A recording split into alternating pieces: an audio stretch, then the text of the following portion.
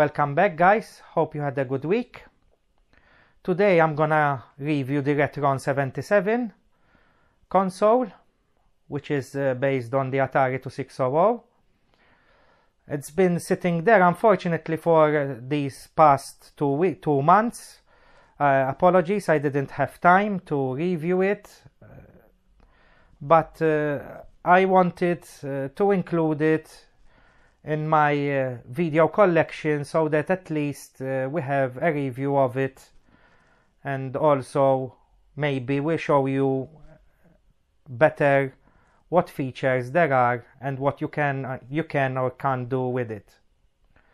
Before we start, let me thank everyone for the good response we're having. Keep on commenting as usual, and also like our videos. The subscription, we have around 850 subscribers now. It's doing fine.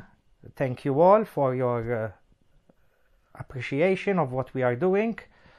Also, in a few weeks we have upcoming some events. The first one will be the Raspberry Pi Jam, which is on the 3rd and 4th November. And also we have a Flashback Amiga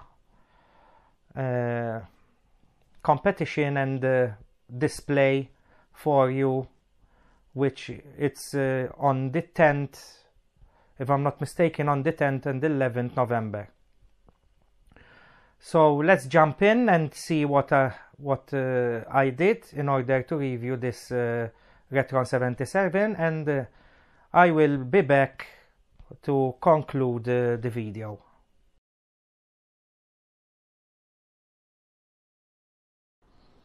So today I'm gonna review the Retron77. Unfortunately, I didn't have time to review it before, but the console, it's been here since July.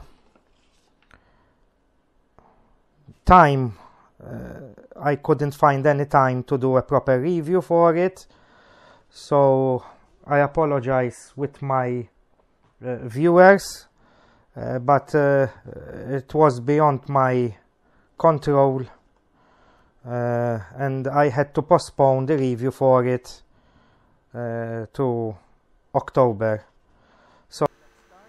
So here is a list of the features on the Hyperkin website for the Retron77. Mainly the two are it accepts cartridges, original 2600 cartridges, and joysticks and paddles, and also the 720 feature high definition.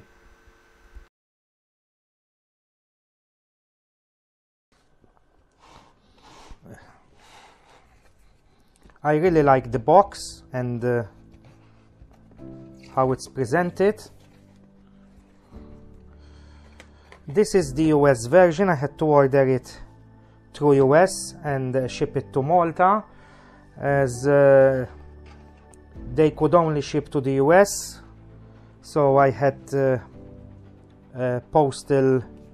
another postal address in the US in order to be shipped.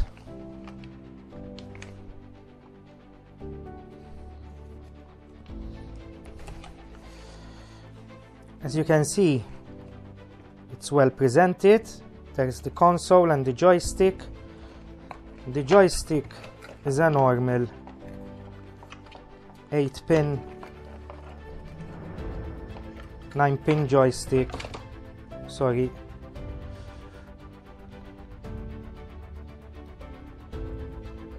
Standard Atari joystick. The console. The cartridge port, as it accepts standard Atari 2600 cartridges. You've got the skill level, the mode and the reset like a normal Atari 2600. The new features are the save and load, so you can save at any point the game and load it later if you want to continue playing the game, which is quite useful as the original Atari 2600 didn't have this feature, so you had to start a game, and if you happen you couldn't save any progress on it, and obviously you end up the next day playing the same game and lose any progress. At the back you've got a micro USB where you power it up, an output HDMI. You've got 4x3 or 16x9, sorry, 16x9 format.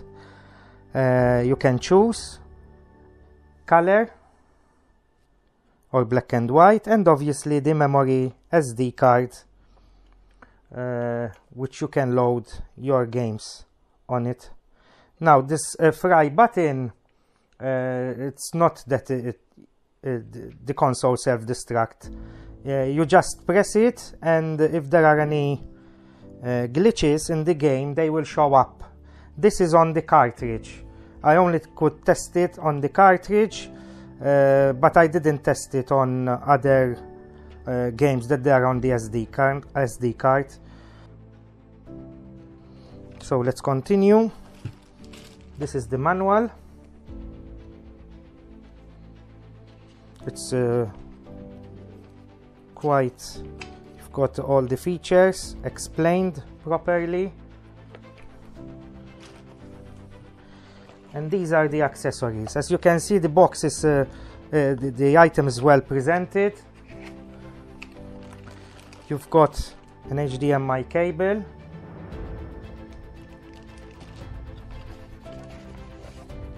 a small power supply, which in our case it's a US, but apparently it's also accepts 240 volts. I'm not gonna open it because I'm gonna use an external power supply, different power supply, and obviously the USB cable to power it up.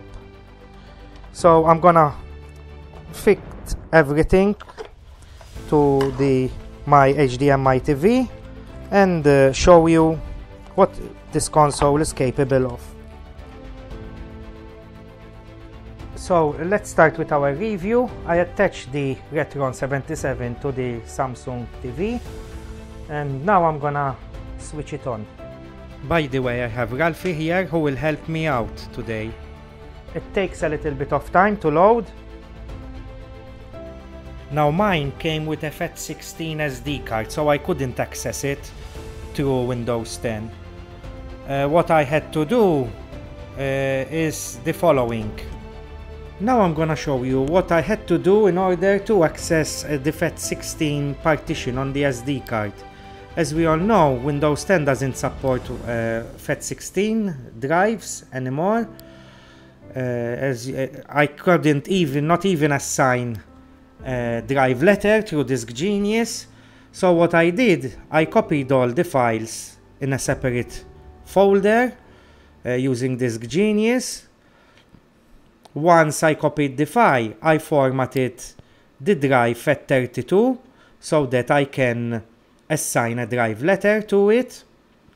Once the drive letter is assigned, it will be registered properly in the system registry, and then you can copy back the files. There are two options. Either you copy back the files from the Retron77 folder that I just showed you, that I created, or else you can do a backup image and restore it back through Disk Genius. All the features are available with the free version, so you don't need to register at all Disk Genius. Also, if something happens, you can also revert back with the backup image that you created before. All links for the software are available in the description, and none of the software need to be registered. Also, please be careful using this software, as you can destroy data and lose data as it formats to a low-level state. So the SD card games are limited to 17 with the original image version on the Retron77. I found another one on the Atari age group which lists all the game on the SD card. A link is available on the description so you can download it. But before, I will review the original one that came with the Retron77, and later I do a brief intro and review of the second one I found on the Atari age group. So let's start. Let's choose one of the games. I'm gonna use Centipede. I pressed the fire button. As you can see, it loaded immediately.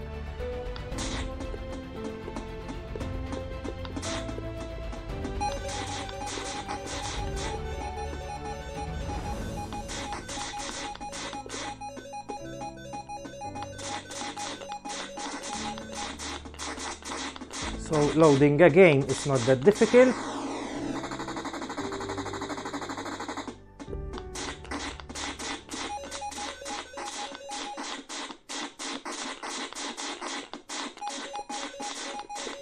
Now I'm gonna use the save button.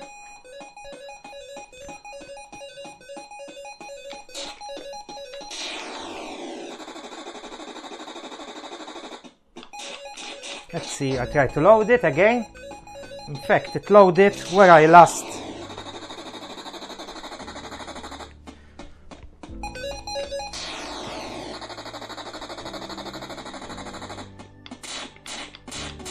saved. I'm gonna save it again.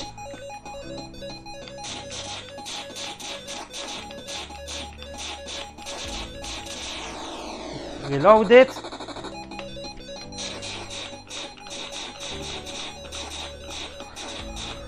Now the controls are quite responsive.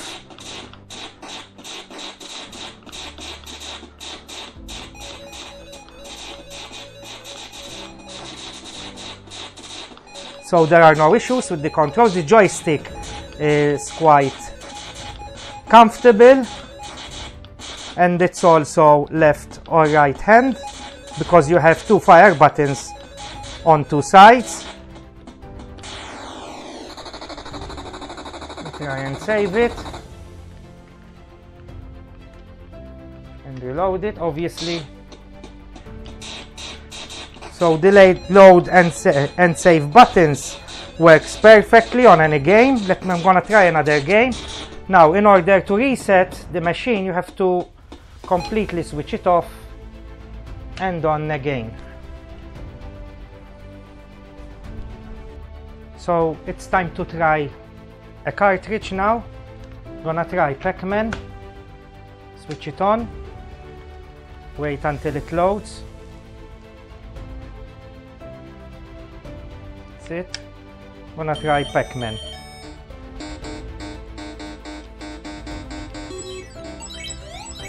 It's working perfectly. Controls are working as they should be.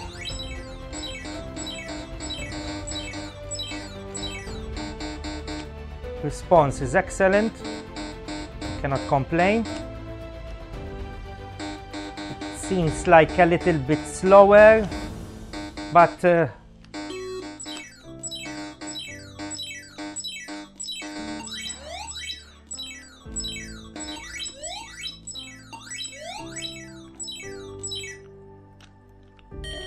so everything is working fine. Let me try another game to make sure.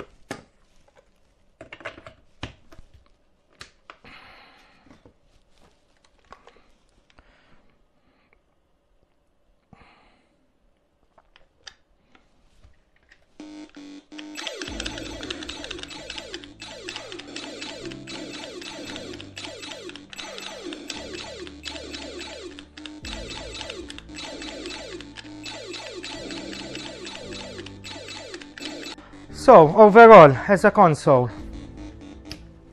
I'm really pleased to have one. I cannot complain at all. Next, I will test the Atari Age image that I found to see if there are any difference and check if it supports multiple image games.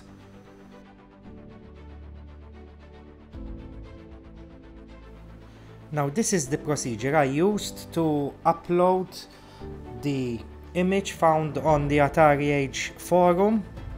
All you need is to download the image file that it's available, as I said, on the Atari Age forum.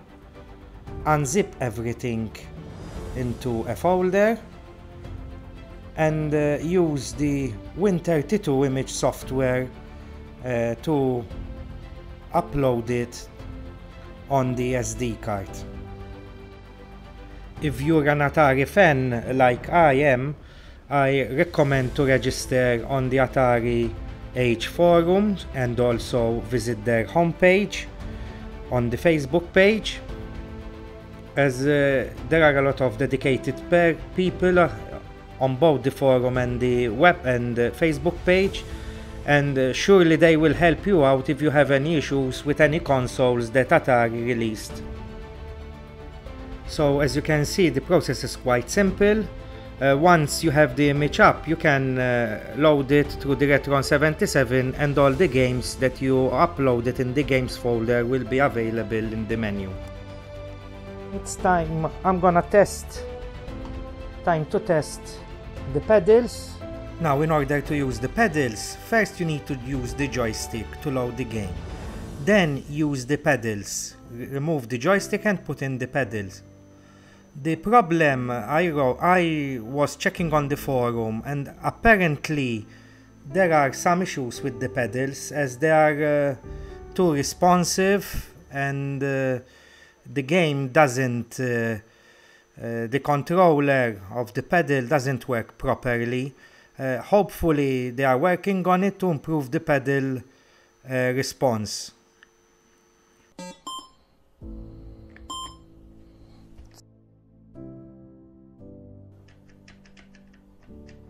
Seems with the pedal it's not that. Let's try with the joystick just in case.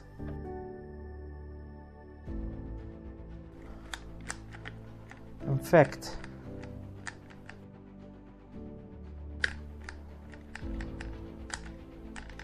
with the joystick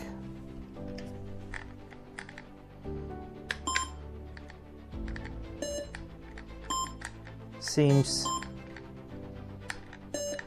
it emulates the pedal through a joystick. I'm gonna load another game to make sure that it's not the game which is not compatible. Certainly the pedals are good, as I tested them recently and also tried another set of pedals with the same issue of the jittering on the screen.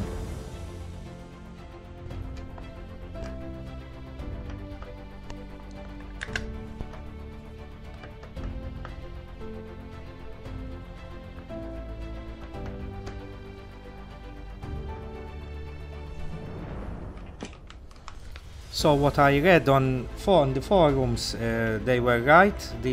Seems that the pedal suffers from issues, but I'm sure they will find a way to fix it and to make the pedals working properly.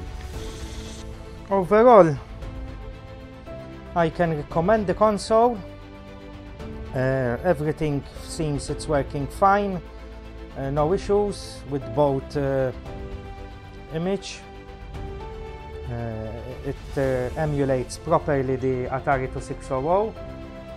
Obviously there is this sign, seems there is an issue with the pedals, but I need to investigate more about it to say that the pedals are not working. What I know, these are from the original Atari 2600, and last time I tried them they were working properly, so they should still work properly although it's showing that it's not moving properly. The score for this console, I give it a 9. The only drawback where the pedal seems that it doesn't work properly with the pedal, but it's a minor issue because apparently it emulates with a joystick as well, the pedal. Since it's Halloween, I have Ralphie here who wants to say goodbye to you before I leave and do the conclusions of the console. So Ralphie, up to you.